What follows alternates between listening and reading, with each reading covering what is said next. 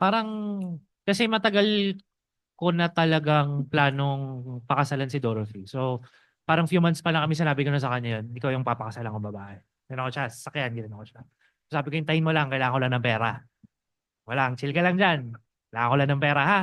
Siyempre kasi kailangan kong ma-sure na, ano eh, na makapag-provide ako for her and her kids, which in the future will be my kids as well. So, parang na-realize ko lang, yun nga, bago kami pupunta ng Indo, sabi ko sa players ko, ay, magpo-propose ako sa, ano, Friday, ah.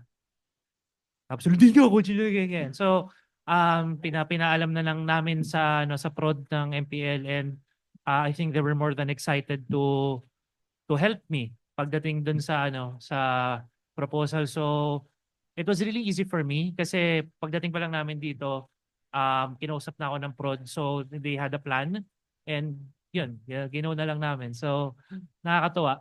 Huwag yung bago pala kami mag-umpisa, si Hans kinikilig. Ganyan. So, well, promise kinabahan ako dun sa part na yun. Yung sa game, medyo okay pa eh. Kasi ano, okay sila eh. Nung game 2, tapos parang mananalo na, ano, eh, parang medyo nangangapal na yung mukha ko. Paano pag nag-no? Hindi mag-no. Okay. Ayun lang.